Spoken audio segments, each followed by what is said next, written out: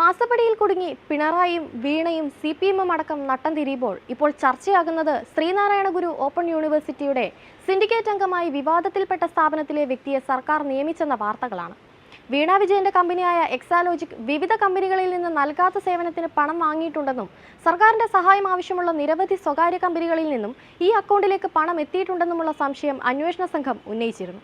അതിൽപ്പെട്ട ഒരു സ്വകാര്യ കമ്പനിയാണ് Santa Monica. Save university campaign കമ്മിറ്റിയാണ് ആക്ഷേപം ഉന്നയിച്ചത്. ശ്രീനാരായണ ഗുരു ഓപ്പൺ സർവകലാശാലയിലെ സിൻഡിക്കേറ്റ് അംഗമായി തിരഞ്ഞെടുക്കപ്പെട്ട റെനി സെബാസ്റ്റ്യൻ മാസപ്പടി ആരോപണം നേരിടുന്ന സാന്റാ മോണിക്ക എന്ന സ്ഥാപനത്തിന്റെ ഡയറക്ടർ എന്നാണ് സേവ് യൂണിവേഴ്സിറ്റി ക്യാമ്പയിൻ കമ്മിറ്റി മുഖ്യമന്ത്രിക്ക് നൽകിയ പരാതിയിൽ വ്യക്തമാക്കിയിരിക്കുന്നത്.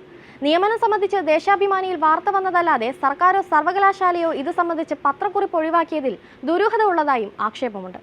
സാന്റാ മോണിക്കയ്ക്കെതിരെ നേരത്തെ കെ സുരേന്ദ്രനും ആരോപണം ഉന്നയിച്ചിരുന്നു. എന്നാൽ ഉന്നത വിദ്യാഭ്യാസ രംഗത്തെ പ്രതിനിധി എന്ന നിലയിലാണ് നിയമനമെന്ന് ഉന്നത വിദ്യാഭ്യാസ മന്ത്രിയുടെ ഓഫീസ് വ്യക്തമാക്കി.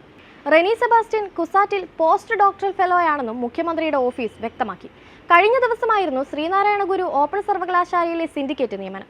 2 ഒഴിവുകളാണ് നികത്തിയത്. SFI സംസ്ഥാന പ്രസിഡന്റ് കെ അനുശ്രീയെയും റെനി സെബാസ്റ്റ്യനെയുമാണ് നിയമിച്ചത്. ഇടത് സഹയാത്രികനായിരുന്ന ഡോക്ടർ പ്രേംകുമാർ രാജിവെച്ച ഒഴിവിലാണ് റെനി സെബാസ്റ്റ്യന്റെ നിയമനം. LDFിലെ ഘടകകക്ഷികൾക്ക് പോലും സർവകലാശാല സിൻഡിക്കേറ്റുകളിൽ നാമനിർദ്ദേശം നൽകാതിരിക്കുമ്പോഴാണ് CPMമായി നേരിട്ട് ബന്ധമില്ലാത്ത ഒരാൾക്ക് നാമനിർദ്ദേശം നൽകിയിരിക്കുന്നതെന്ന് സേവ് യൂണിവേഴ്സിറ്റി ക്യാമ്പയിൻ കമ്മിറ്റി പറഞ്ഞു. സംസ്ഥാനത്തെ വിദ്യാർത്ഥികളെ വിദേശത്തേക്ക് കയറ്റി അയക്കുന്ന ഒരു സ്ഥാപനത്തിന്റെ ഡയറക്ടറെ സർവകലാശാല സിൻഡിക്കേറ്റിലേക്ക് നിയോഗിക്കുന്നത് ഉന്നത വിദ്യാഭ്യാസ മേഖലയിൽ തെറ്റായ സന്ദേശത്തിന് വഴിവെക്കുമെന്നും നാമനിർദ്ദേശം അടിയന്തരമായി പിൻവലിക്കണമെന്നും ആവശ്യപ്പെട്ടാണ് സേവ് യൂണിവേഴ്സിറ്റി ക്യാമ്പയിൻ കമ്മിറ്റി മുഖ്യമന്ത്രിക്ക് നിവേദനം നൽകിയത്. മാസപ്പടി വിഷയത്തിൽ നിരവധി ഉള്ളുകളികൾ ഇപ്പോഴും നടന്നുകൊണ്ടിരിക്കുന്നുണ്ടോ എന്നതിനും അതിൽ സർക്കാർ അടക്കം പങ്കാളികളാകുന്നുണ്ടോ എന്നതിനും ഒരു തെളിവാണ് ഇപ്പോൾ നടന്നിരിക്കുന്ന ഈ നിയമനമെന്നാണ് ഉയർന്നുവരുന്ന സംശയം.